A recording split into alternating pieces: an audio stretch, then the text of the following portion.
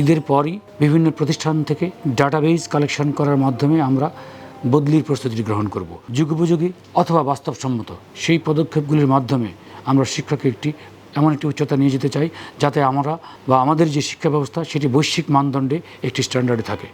বর্তমান সরকার নকল নামক যে একটি শব্দ আছে সেটি বিশ্বাস করতে চায় না। আপনাকে যদি সুশিক্ষা নিশ্চিত করতে হয় তাহলে মেধাবী শিক্ষক লাগবে।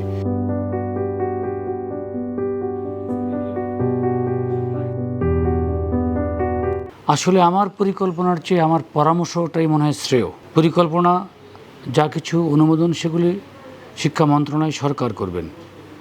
আমার কাজ ওনাদেরকে অবহিত করা, পরামর্শ দেওয়া। তো সেক্ষেত্রে আমার যেটি অনুধাবন সেটি হচ্ছে সারা দেশে যে পরিমাণ শিক্ষা প্রতিষ্ঠান আছে সেই শিক্ষা প্রতিষ্ঠানগুলির অবকাঠামো থেকে শুরু করে শিক্ষক শিক্ষার্থী সকল কিছু মিলিয়ে এটি রেশনাল হওয়া উচিত। কারণ বাংলাদেশ একটি স্বল্পোন্নত দেশ থেকে উন্নয়নশীল দেশের পথে যাত্রা করছে, তাদের সামর্থ্য সেই পরিমাণে নেই। সেই ক্ষেত্রে প্রতিটি বিষয়ে যদি আনুপাতিক হারে এরিয়া ভিত্তিক স্থাপন হতো বা স্থাপিত হতো তাহলে বিষয়টা অনেকটা ইজি হতো। কীরকম? তখন শিক্ষার্থীরা পেত তাদের অনুপাতে শিক্ষক, তাদের অনুপাতে ল্যাবরেটরি বা অন্যান্য সুবিধাদি। আমি আশা প্রকাশ করছি নিশ্চয়ই বর্তমান সরকার এই বিষয়ে তাদের নির্বাচনী প্রতিশ্রুতি অনুসারে এগিয়ে যাবে এবং আমরা মানসম্মত শিক্ষা, গুণগত শিক্ষা নিশ্চিত করতে সমর্থ হব। এ বিষয়ে আমাদের পরামর্শ আছে, আর সেই পরামর্শের আলোকে মন্ত্রণালয় যদি সিদ্ধান্ত নেয় তখন নিশ্চয়ই আমরা সেই অনুযায়ী কর্মপরিকল্পনা করব। আমরা বিশ্বাস করি শিক্ষার্থীদের উপর পরীক্ষা অথবা পড়াশোনার অতিরিক্ত লোড না দিয়ে তাদের এই শিক্ষাটাকে বর্তমান সরকারের নির্বাচনী ম্যানিফেস্টো অনুসারে আনন্দদায়ক শিক্ষায় পরিণত করা উচিত। তাদেরকে কর্মমুখী শিক্ষা দেওয়া উচিত, যে শিক্ষার মাধ্যমে তারা নিজেদের কর্মজগতে প্রবেশ করতে পারবে, যেই শিক্ষার পর তারা হতাশায় ভুগবে না, তাদের নিজস্ব আর্নিংসে তারা সমর্থ হবে, সেই শিক্ষা হওয়া উচিত। আসলে আমরা বিশ্বাস করি, বর্তমান সরকারও বিশ্বাস করে, নির্বাচনী ম্যানিফেস্টোতেও আছে কর্মমুখী শিক্ষা। আমি তার সাথে একটু অ্যাড করতে চাই, কর্মমুখী শিক্ষার সাথে জীবনমুখী শিক্ষা। জীবনের জন্য কি প্রয়োজন, আমার জীবনে টিকে থাকতে হলে, সাস্টেইন করতে হলে কী ধরনের শিক্ষা প্রয়োজন, সেটি সময়ের সাথে যুগের সাথে পরিবর্তন হতে পারে। তা আমরা মনে করি বর্তমান সরকার সেদিকে এগুচ্ছে। তাদের নির্বাচনী ম্যানিফেস্টো, চিন্তাভাবনাগুলো, কর্মপরিকল্পনাগুলো সেদিকে এগুচ্ছে। আমরা ইতিমধ্যেই আপনারা জানেন নির্বাচনী ম্যানিফেস্টোকে কেন্দ্র করে বেশ কিছু প্রকল্প প্রস্তাবনা দিয়েছি। আমরা কিছু স্কিম নিয়েছি যার মাধ্যমে শিক্ষার্থীদের শিক্ষা প্রতিষ্ঠানে আসাটা, নিজস্ব ক্যাম্পাসটাকে আনন্দদায়ক করা যায় কীভাবে, তাদেরকে কীভাবে ক্যাম্পাসমুখী করা যায়, তাদের এক্সট্রা কারিকুলার অ্যাক্টিভিটিসের মাধ্যমে কীভাবে নিজেদের সুপ্ত প্রতিভাগুলো বিকাশ করা যায়, আমরা তাদেরকে সুনাগরিক হিসেবে কীভাবে গড়ে তুলতে পারি, সকল রকম আয়োজন যাতে শিক্ষা প্রতিষ্ঠানে থাকে, শিক্ষকদের মধ্যে যাতে সেই ক্যাপাসিটি বিল্ড আপ হয়, তাদেরকে যাতে শিক্ষার্থী বান্ধব একটা পরিবেশ তৈরিতে ভূমিকা রাখতে পারেন, আমরা সেদিকে এগোচ্ছি। আমরা আশা করছি আপনাদের সকলের সহায়তায়, সকলের পরামর্শে ইনশাআল্লাহ আমরা বর্তমান সরকারের নির্বাচনী ম্যানিফেস্টো অনুযায়ী মানসম্মত শিক্ষা প্রতিষ্ঠান, গুণগত শিক্ষা প্রতিষ্ঠান, আমরা বলি দক্ষ শিক্ষকের মাধ্যমে কাঙ্ক্ষিত বাংলাদেশ বিনির্মাণে সক্ষম হব। আসলে মাউসি সরকারের একটি অংশ। মাননীয় প্রধানমন্ত্রী বর্তমান সরকারের চিন্তাভাবনা অনুযায়ী শিক্ষা মন্ত্রণালয় সিদ্ধান্ত নেয়, মাউসি সেই পলিসি বা সিদ্ধান্তগুলি বাস্তবায়ন করে থাকে। আমরা যতটুকু জানি বর্তমান সরকার নকল নামক যে একটি শব্দ আছে সেটি বিশ্বাস করতে চায় না। সেই শব্দ আমাদের ভবিষ্যৎ প্রজন্ম জানবে না। সেই রকমভাবে শিক্ষা ব্যবস্থাটাকে গড়ে তুলব, সেই রকমভাবে আমরা পরীক্ষা ব্যবস্থাকে গড়ে তুলব, সেটি আমাদের প্রত্যাশা। আমরা মনে করি শিক্ষা ব্যবস্থা তার শিক্ষা প্রতিষ্ঠানে এমনভাবে পরিচালিত হবে, তার পরীক্ষার জন্য বাড়তি কোনো চিন্তা, বাড়তি কোনো শঙ্কা, টেনশন কাজ করবে না। তারা আনন্দচিত্তে পরীক্ষায় অংশগ্রহণ করবে, পরীক্ষা অংশগ্রহণের মাধ্যমে তাদের মূল্যায়ন প্রক্রিয়াটাও তাদের জন্য স্বস্তিদায়ক হবে। আপনারা জানেন দীর্ঘদিন যাবৎ তাদের এই দাবি নিয়ে আমরা কাজ করছি। বর্তমান সরকারও এই বিষয়ে আন্তরিক। আমরা সফটওয়্যার কাজটি শেষ করে এনেছি। আমাদের ঈদের পরই বিভিন্ন প্রতিষ্ঠান থেকে ডাটাবেজ কালেকশন করার মাধ্যমে আমরা বদলির প্রস্তুতি গ্রহণ করব। আশা করছি আগামী জুন মাসের মধ্যে আমাদের ডাটাবেজের প্রস্তুতি সম্পন্ন হবে। তারপরেই সরকারের নির্দেশ মোতাবেক আমরা বেসরকারি শিক্ষকদের বদলি বিষয়টি চালু করতে পারব। প্রায়ই কথা বলতে শুনি যে নির্ধারিত সময় বেতন পাচ্ছে না, আসলে কিন্তু তা না। আমরা যদি একটু এই খতিয়ে দেখি, দেখবেন আমাদের এর আগে ছিল মাসের 28 বা 29 তারিখের দিকে আমরা ইএফটির মাধ্যমে বেতনের যেই অনুরোধগুলো বা চিঠি পাঠাতাম মন্ত্রণালয় থেকে হয়ে এসে 7 তারিখ 8 তারিখ 10 তারিখে হয়ে যেত। আমি আসার পর ইতিমধ্যেই বলা হয়েছে 20 তারিখের মধ্যে আমাদের শিক্ষা অধিদপ্তর থেকে বেতন ভাতার যে ইএফটির মাধ্যমে প্রস্তাবনা সেটি মন্ত্রণালয়ে যাবে। আমরা 30 তারিখের আগেই এই যে অফিসের মাধ্যমে বাংলাদেশ ব্যাংকে পৌঁছে দেব, যাতে 1 তারিখ বাংলাদেশ ব্যাংক থেকে অ্যাডভাইস যেতে পারে যার যার অ্যাকাউন্টে। তো কিন্তু এই বিষয়ে একটা সমস্যা আমরা ভোগ করি, যেমন এই বছরও করেছি। আপনারা জানেন ইতিমধ্যে আমরা বোনাসটি তাদের নিশ্চিত করেছি এবং এছাড়াও তাদের গত মাসের বেতনটা আমরা নিশ্চিত করেছি।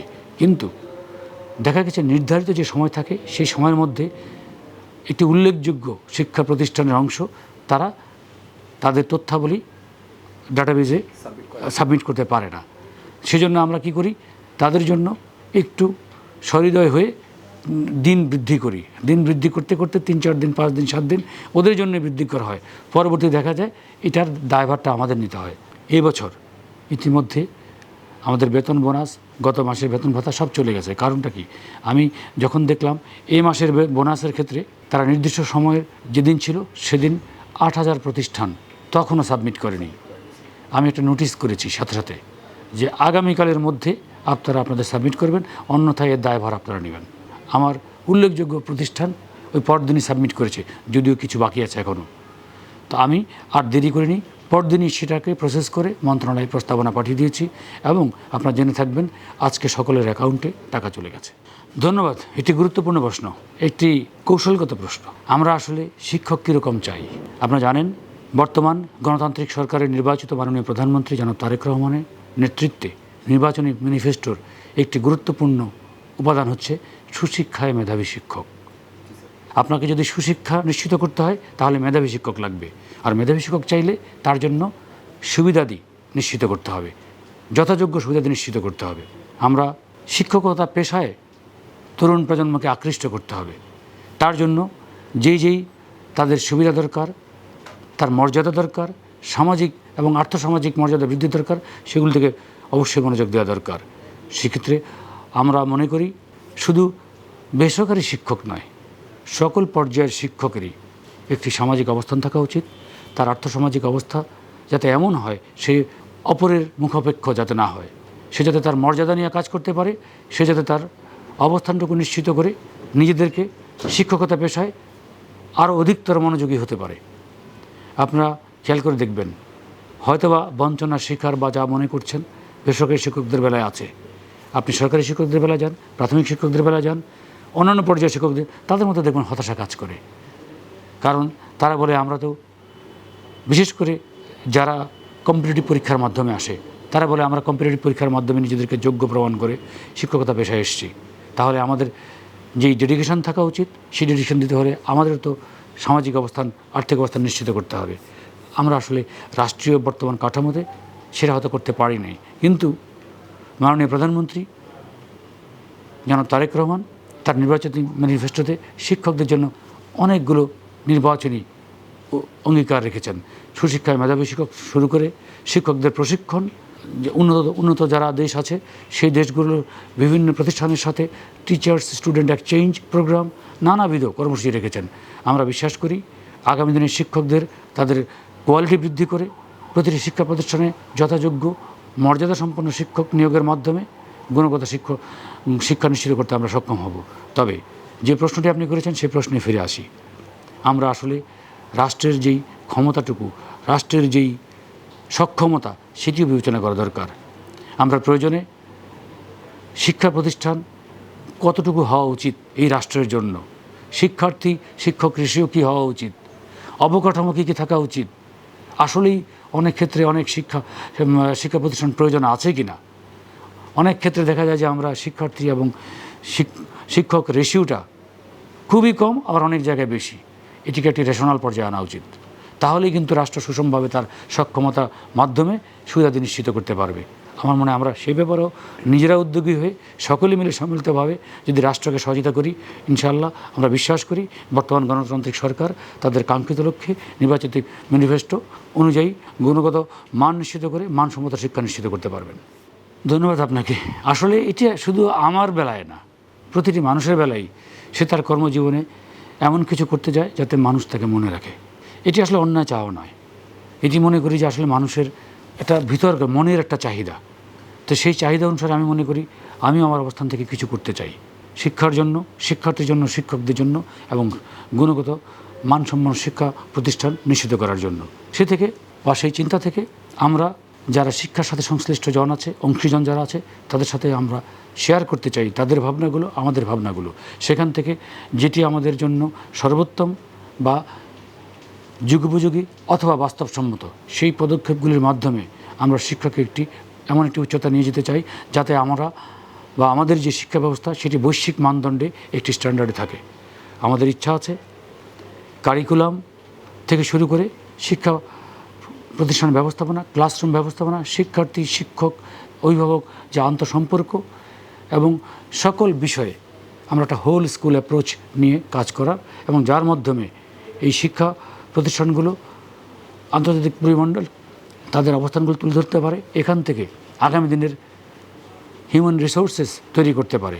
এছাড়াও যদি মনে করেন মাধ্যমিক উচ্চ শিক্ষা অধিদপ্তর, এই অবস্থান থেকে বলতে চাই আমরা according to citizen charter, according to আমার জব ডেসক্রিপশন, আমরা প্রতিটি সেবাগ্রহীতার সেবাটুকু যথাসময় নিশ্চিত করতে চাই। আমরা চাই তারা হ্যাসেল ফ্রি অবস্থায় যার যার সেবাটুকু নিয়ে এখান থেকে ফিরবেন, তারা এখান থেকে হাসি মুখে ফিরবেন। সব কাজ হয়তো সবার জন্য করা সম্ভব না, কারণ নিয়মের মধ্যে থেকে আমাদের করতে হবে, কিন্তু অন্তত উনি যাতে বলতে পারে না আমি ওখানে গিয়েছিলাম, আমার কাজটি হয়নি, কিন্তু ওনারা আমার সাথে খুব ভালো আচরণ করেছেন। আমরা চাই শিক্ষা অধিদপ্তর সকলের জন্য, যারা সেবাগ্রহীতা তাদের জন্য একটি সুন্দর পরিবেশ হিসাবে বিবেচিত হোক।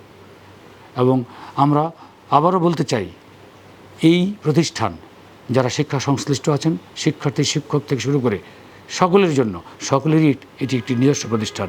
আমরা আজকে আছি, যেটি আপনি একটু আগে বললেন যে আজকে আছে কালকে থাকবো না, কিন্তু আমাদের যতক্ষণ এখানে থাকা ততক্ষণ এই থাকাটাকে আমরা সিগনিফিক্যান্ট করতে চাই। আমরা চাই মানুষ এখান থেকেই নিজেরাও চিন্তা করতে পারে যাতে যে আমরা যে সেবা এখান থেকে দেখে আসলাম আমরা আমাদের নিজস্ব প্রতিষ্ঠানে সেই সেবা নিশ্চিত করতে চাই।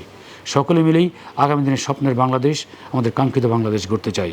আমরা চাই মাননীয় প্রধানমন্ত্রী জনাব তারেক রহমান এবং শিক্ষা মন্ত্রণালয়ের যারা দায়িত্ব আছেন, মন্ত্রী সচিব সহ সকলের উপদেষ্টা সকলের নির্দেশনায় আমরা এমন একটি শিক্ষা পলিসি তৈরি হবে, সেই পলিসিতে সকলের জন্য গুণগত শিক্ষা নিশ্চিত হবে, মানসম্মত শিক্ষা নিশ্চিত হবে এবং আমরা সেটি প্রতিপালন করতে, বাস্তবায়ন করতে নিয়ামক হিসেবে পালন করব।